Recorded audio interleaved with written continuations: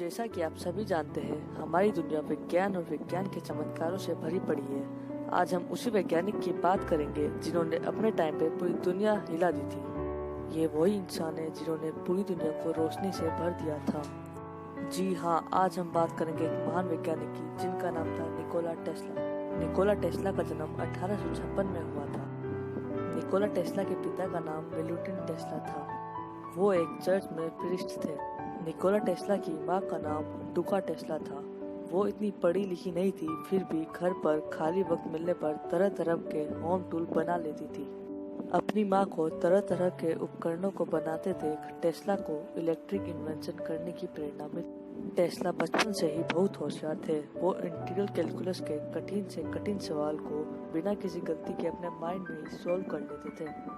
उन्होंने अपने 4 साल का कोर्स 3 साल में ही खत्म करके अपना ग्रेजुएशन 1873 तक कंप्लीट कर लिया। निकोला टेस्ला के पिता उनको प्रीस्ट बनाना चाहते थे, परंतु निकोला टेस्ला अपने आगे की पढ़ाई कंप्लीट करना चाहते थे।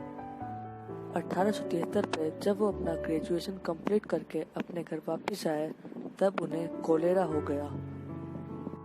इस बीमारी ने टेस्ला को 9 महीने तक बिस्तर से उठने नहीं दिया और टेस्ला के पिता ने उनसे कहा कि अगर तुम इस बीमारी से बाहर निकल आते हो तो मैं तुम्हारा एडमिशन सबसे अच्छे कॉलेज में करा दूंगा, और ऐसा ही हुआ। सन 1875 में उनका एडमिशन के कॉलेज ऑफ ऑस्ट्रेलियन पॉलिटेक्निक में हुआ। कॉलेज में उन्होंने अपना एक भी लेक्चर मिस नहीं किया और सारे एग्जाम अटेंड करके सब में उन्होंने टॉप किया। इस समय उन्होंने इलेक्ट्रिसिटी के बारे में भी बहुत गहराई से अध्ययन किया और उन्होंने जब अपने प्रोफेसर को अल्टरनेटिंग करंट के बारे में बताया तो उनके प्रोफेसर ने उनका बहुत मजाक उड़ाया। सब कुछ बढ़िया ही चल रहा था कि 17 अप्रैल 1879 को उनके पिता का देहांत हो गया। उसके बाद सन 1882 में टेस्ला हंगरी चले गए। वहाँ पर उन्होंने थियोडर पुस्कास की टेलीग्राफ कंपनी ज्वाइन करी। थियोडर पुस्कास टेलीफोन के इन्वेंटर थे। फिर थियोडर पुस्कास ने टेस्ला को कॉन्टिनेंशियल एडिसन कंपनी में जॉब दिलवाई।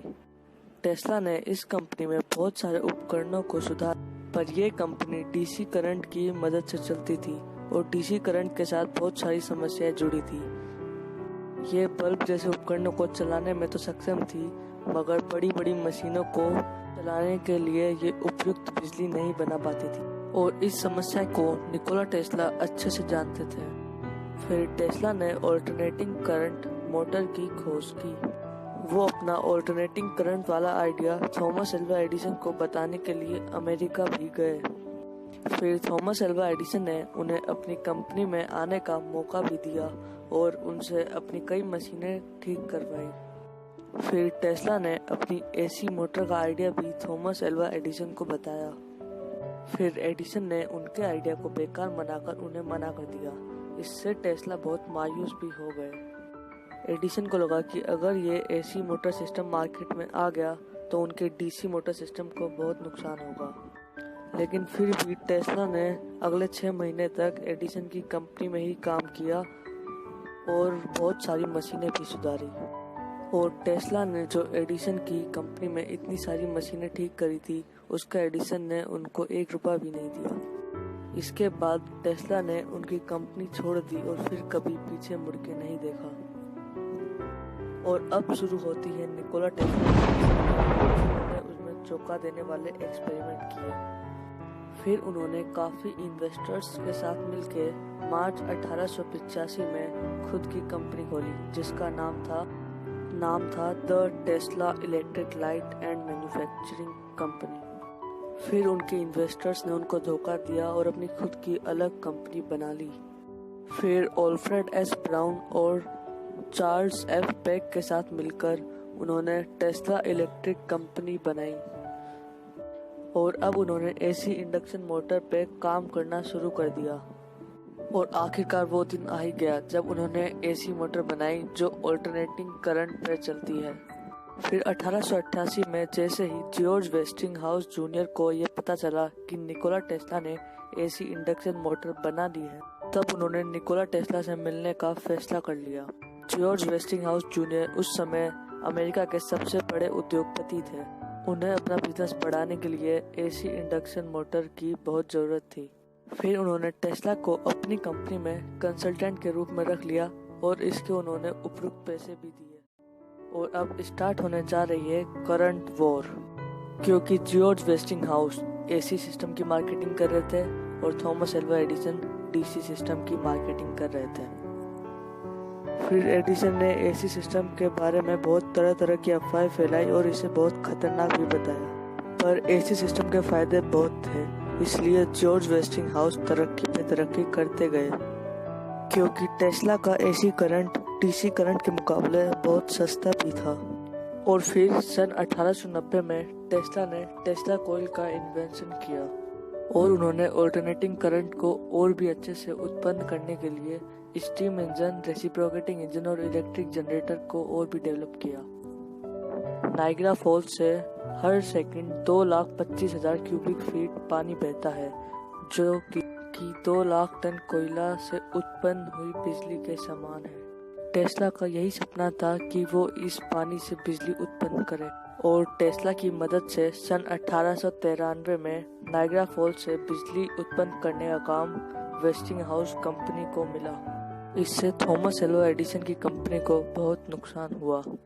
ऑल्टरनेटिंग करंट का विरोध करने के कारण उन्हें उन्हीं की कंपनी से डायरेक्टर के पद से निकाल दिया। सन 1896 तक टेस्ला ने इलेक्ट्रिक मोटर और इलेक्ट्रिक जनरेटर नाइग्रा फॉल्स में इंस्टॉल कर दिया था और फिर अमेरिका के हर घर में बिजली पहुंच गई थी।